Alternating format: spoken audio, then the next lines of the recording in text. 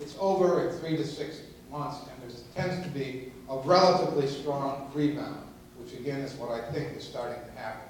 But there's some evidence I want to share with you, and there's evidence that the evidence that I will share with you is all stuff that you can duplicate, which I like to do because you can leave the room, something can happen, and you can wonder, is that old forecast still valid? It's 5 minutes old now, it's probably irrelevant. Well, there's some things that you can track all the time that will help you stay on top of things. And one thing is the yield curve spread.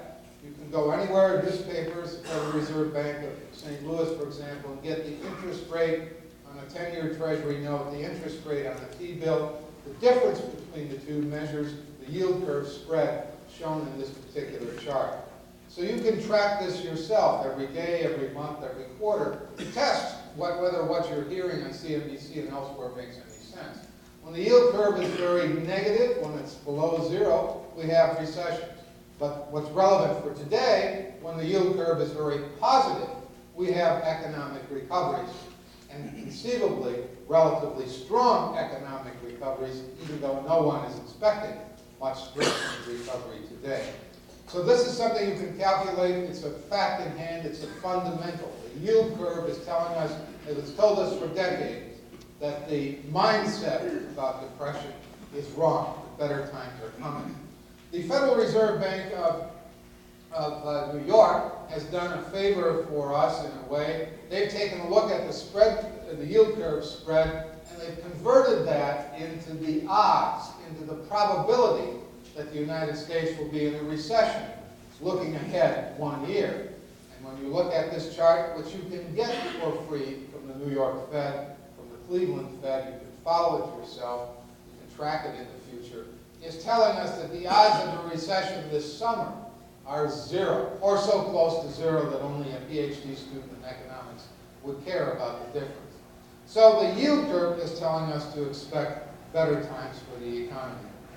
The economic indicators are also telling us not that the economy should recover, which is the message from the yield curve, but that it is starting to.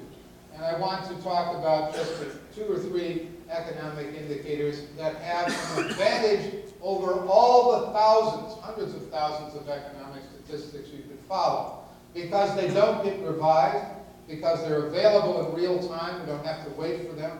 We find out what they are immediately, because they give very, very clear signals most of the time. One of these things is commodities prices. When commodities prices are falling, the economy is going down the tubes, to use a technical term. When commodities prices are rising, it's a sign of economic growth, sometimes distorted by speculators, but for the most part, a sign of economic growth. Commodities prices are rising. You can look this up in Barron's, Wall Street Journal, anywhere. The next thing to look at, again, an indicator that is superb, because it doesn't require me to interpret it for you. It doesn't get revised. It has good, reliable signals, is unemployment claims.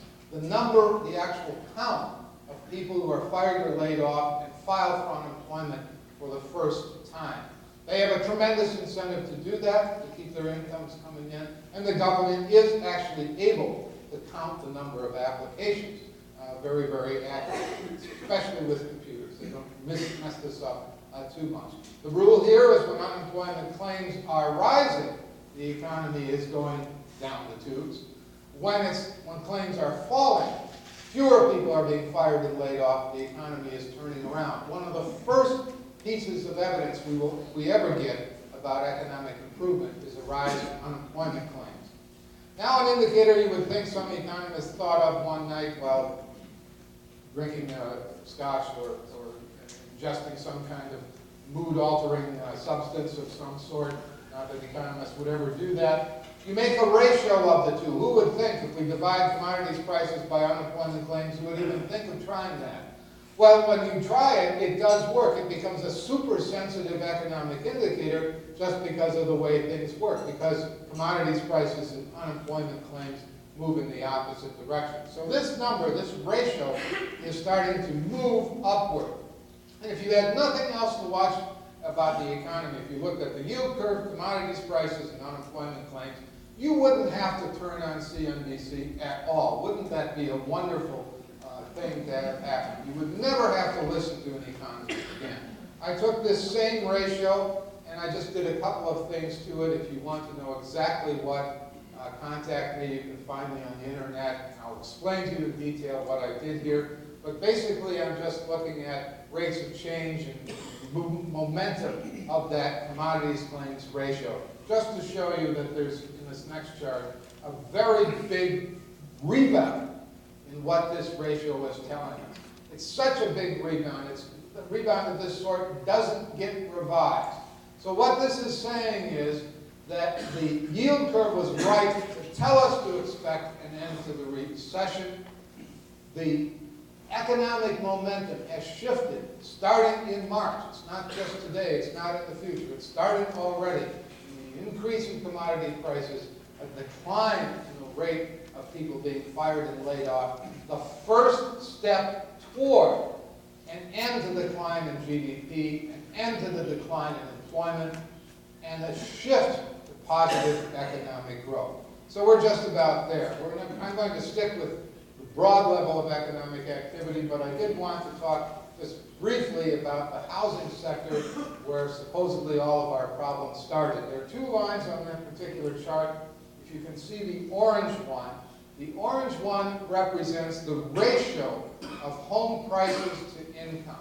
And the relevance here is that in the olden days, before the boom in this century, the ratio of home prices to income tended to be around 2.9, which meant that the median family tended to buy a home that cost 3 times their level of income. So if their income was $50,000, $150,000 home, so forth and so on. At the peak a few years ago in the housing frenzy, that number got up to 4, way over 4.1. So now the median family with $50,000 income was buying a $200,000 home. And this was the sign that home prices were out of line with what people could handle comfortably over time, particularly in times of economic distress. That number is now falling because of the decline in home prices and the continuing rise in income to less than its long-run historical average. So the problem with home prices is in essence over. It's been corrected.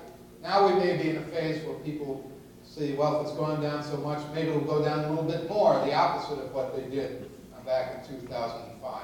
But this is rapidly becoming no impediment to an economic recovery.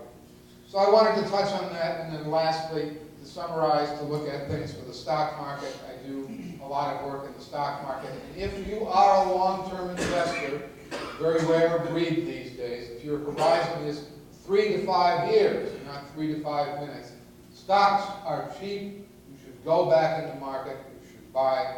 You should increase your allocation. I am bullish on the economy and the stock market relative, certainly, to the people who have the depression mindset. So I looked at the depression mindset, which has been the consensus. I gave you an alternate thesis, shock and rebound. I showed you some evidence that you can duplicate the yield curve that says things should get better. I showed you some economic statistics which are better than any other that I've ever found that are pointing in a positive direction. You too can duplicate them. Commodities prices, unemployment claims. All of this means that the economy is bottoming. The stock market probably did bottom back in March. It's a big relief to me, for me, to be able to look you all in the eye and say those things. But it doesn't mean that happy times are here again for all of us in the room, especially the industries that you represent. Thank you so much for your kind and careful attention. Thank you very much.